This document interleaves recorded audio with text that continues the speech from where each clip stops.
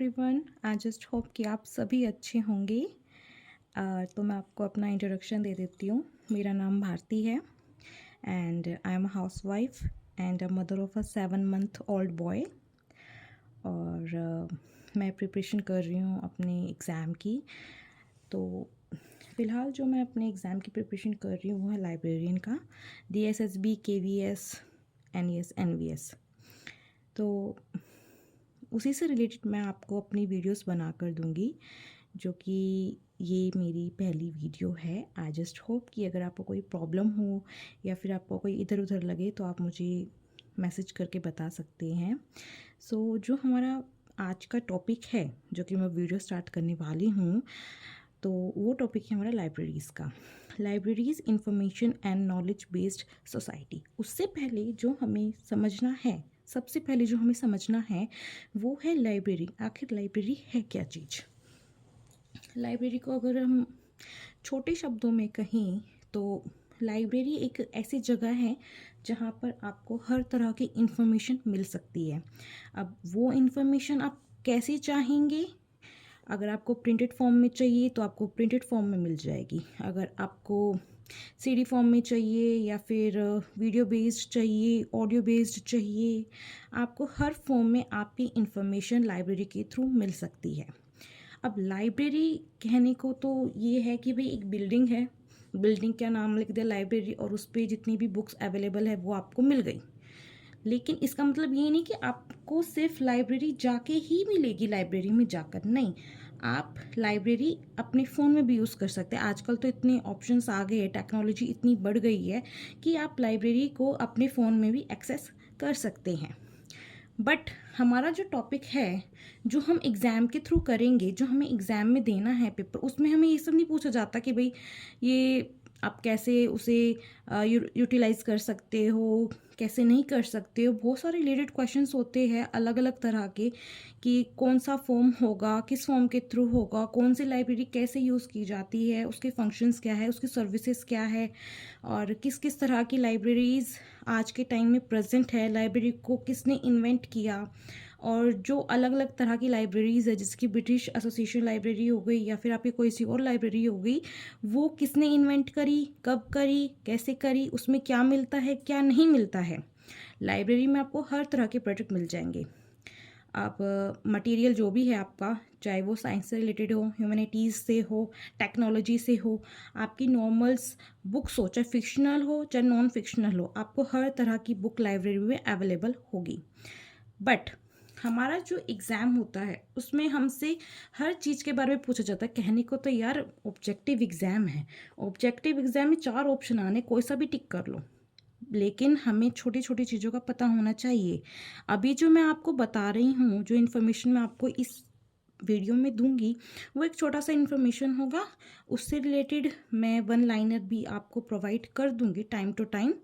But फ़िलहाल के लिए हम इसे स्टार्ट करते हैं। ओके, तो पहले हम जो स्टार्ट करेंगे, ये मैंने कुछ अपने नोट्स बना रखे हैं, मैं इसी नोट्स में से आपको समझाऊंगी कि मैंने क्या लिखा है क्या नहीं लिखा है।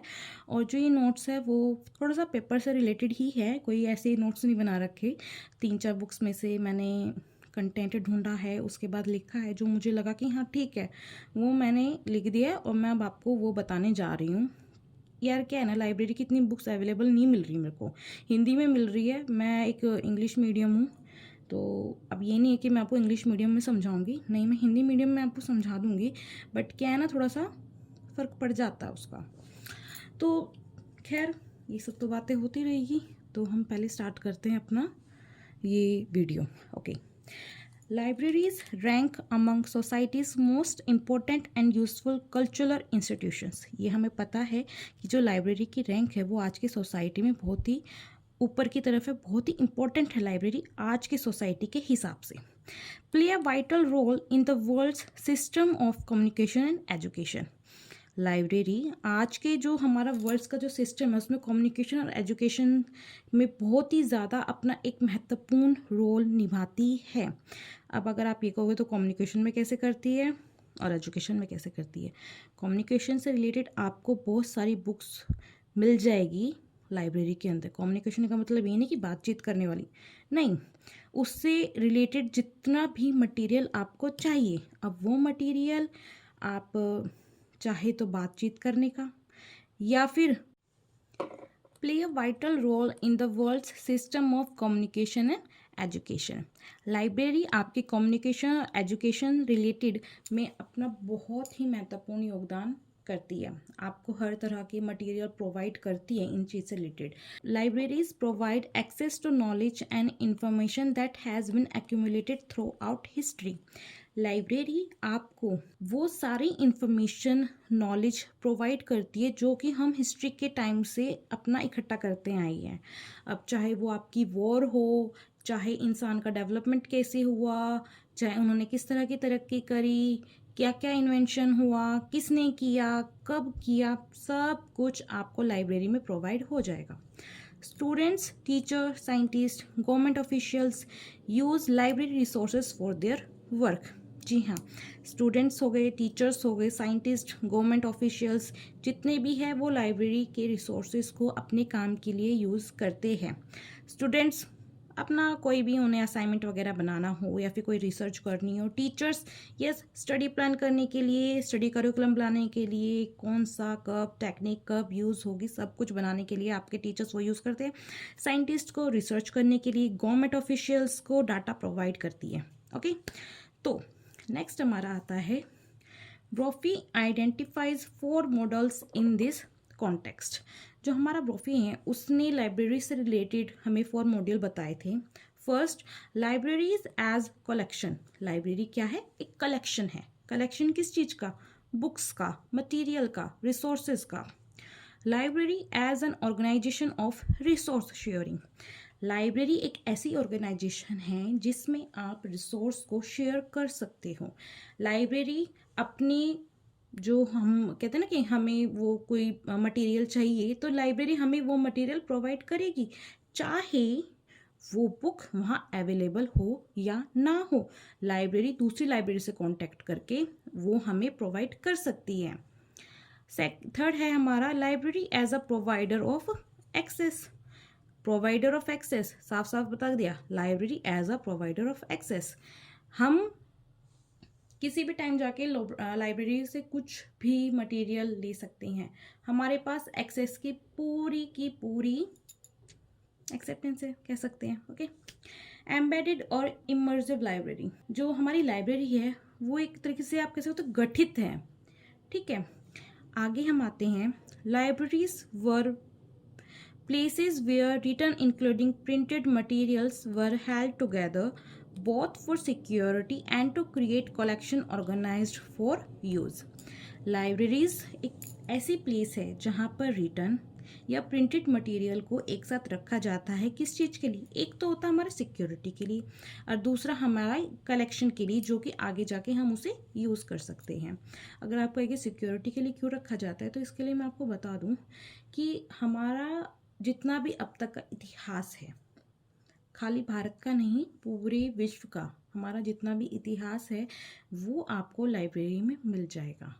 तो उसकी सिक्योरिटी क्यों करनी है? हमारी आगे वाली जनरेशन के लिए और जो रिसर्चर्स हैं उनके लिए, उन्हें यूज़ करना है, हमारी आगे वाली जनरेशन को यूज़ करना है। हमें पता तो होना चाहिए हमारा इतिहास क्या है, तो लाइब्रेरी के थ्रू हम उसे पता कर सकते हैं।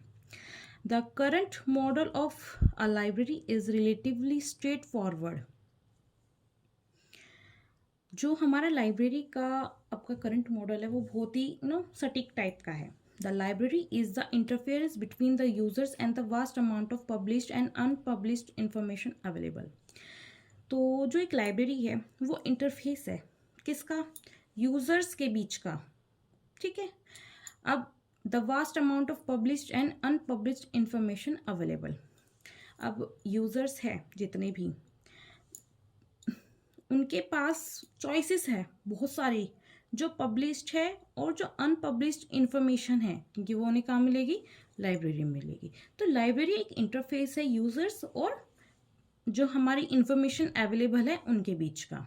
हम लाइब्रेरी के थ्रू अपना इंफॉर्मेशन ले सकते हैं, चाहे वो आपका पब्लिश हुआ हो चाहे ना हुआ हो। लाइब्रेरी का ये नियम है कि वो हर तरह का मटेरियल अपने पास रखेगी। ओके, सो आगे हम बढ़ते हैं। Information society, evolution of the concept. अब इंफॉर्मेशन सोसाइटी क्या है, इसका इवोल्यूशन किस तरह हुआ, हमें कैसे पता कि कोई इंफॉर्मेशन सोसाइटी भी है? तो concept emerged during 1970s to 1980s। जो ये कॉन्सेप्ट था वो कब हुआ? 70 से 80 के बीच में। It's proponents ranging from scholars and academic authors to popular writers। और ये कैसे हुआ? जो स्कॉलर्स थे, एकेडमिक ऑथर्स थे, या फिर जो पॉपुलर राइटर्स थे, उनके थ्रू इसका एमरजेंस हुआ।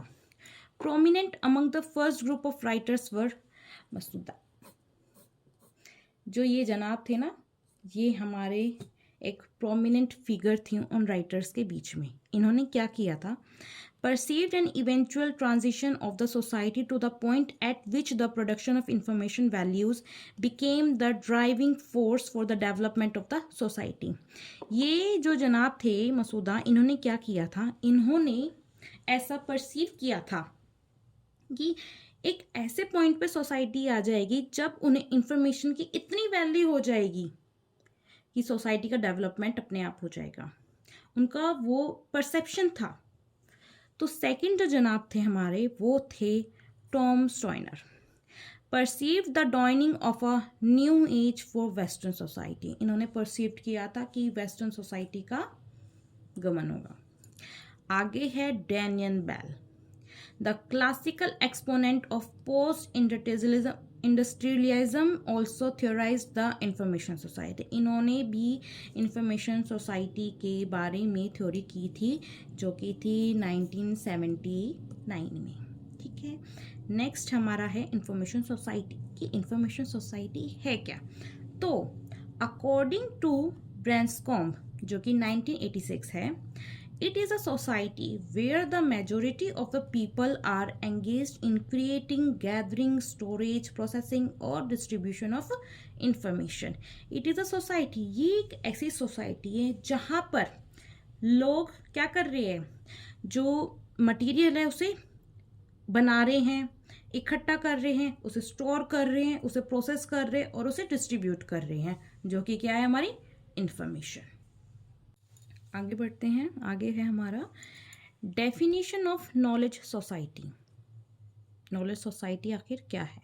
तो नॉलेज के थ्रू जो ट्रांसफॉर्मेशन हुआ सोसाइटी का, इकोनॉमिक ग्रोथ का, जो फैक्टर्स आए हमारे नॉलेज के थ्रू आए, जो फैक्टर्स चेंजेस आए, वो क्या बनी हमारी आगे जाके? एक knowledge society. Characteristic of knowledge society: open and timely access to information and knowledge। Knowledge society के करेक्टरिस्टिक्स ऐसे है कि एक ये ओपन है, टाइमली एक्सेस है, जिसमें हम इंफॉर्मेशन एंड नॉलेज अपनी किसी भी टाइम, किसी भी थ्रू ले सकते हैं। The capacity to absorb and interpret information. इसकी कैपेसिटी है कि हमारा जितना भी इंफॉर्मेशन है उसे एब्जॉर्ब कर सकते हैं, उसे आगे भी बढ़ा सकते हैं। Avenues and opportunity to use knowledge and decision making and for transformation to higher quality lives. जो एक नॉलेज सोसाइटी है, इसमें आपको अपॉर्चुनिटीज़ मिलती है, आप डिसीजन मेकिंग कर सकते हो कि आपको कैसे एक सोसाइटी से दूसरी सोसाइटी की तरफ बढ़ना है। अगर आप मिडल में हो तो आपको हायर कैसे जाना है। ठीक है, it may be stated that the emergence of knowledge society means an ever increasing demand for a well educated and skilled work force across the whole economy. तो नॉलेज सोसाइटी का जब एमरजेंस हुआ, इसका मतलब ये था कि वेल एजुकेटेड और स्किल्ड वर्क फोर्स की ज़्यादा डिमांड हुई, जिस वजह से पूरी इकोनॉमी हमारी जो थी वो बदल गई। In this connection it is worth noting that the appointment of the national knowledge commission by the government of India has been a step in the right direction. और इन सब की वजह से जो ये भी कनेक्शन हुआ, जो कुछ हुआ, वो एक वर्थ नोटिंग था कि जो हमारी इंडिया की गवर्नमेंट थी उन्होंने एक स्टेप क्लोजर लिया, राइट डायरेक्शन में लिया, नेशनल नॉलेज कमीशन बना के। ये है नेशनल नॉलेज कमीशन एनकेसी बना के। The NKC has been entrusted with the preparation of a blueprint for reform of our knowledge related institution and infrastructure. जो NKC था उसको entrust किया गया कि आपको क्या करना है, ब्लूप्रिंट बनाना है, रिफॉर्म्स जितने भी हमारे नॉलेज के रिलेटेड, नॉलेज से रिलेटेड इंस्टीट्यूशंस है और इंफ्रास्ट्रक्चर हैं उन सभी के। Knowledge based economy. Knowledge based economy क्या है? Economies have developed from an agricultural economy in which land is the key resource. Economy जो हमारी थी, एग्रीकल्चर इकोनॉमी थी जो हमारी, उसमें हमारा मेन रिसोर्स क्या था? लैंड था। मेन रिसोर्स था हमारा लैंड। उसके बाद हमारी क्या आई? Industrial economy. इंडस्ट्रियल इकोनॉमिक में हमारा जो मेन रिसोर्स था वो था नेचुरल रिसोर्स और लेबर। उसके बाद आती है हमारी नॉलेज बेस्ड इकोनॉमी। तो नॉलेज बेस्ड इकोनॉमी में हमारा मेन सोर्स क्या रहा? ऑब्वियसली नॉलेज और इंफॉर्मेशन।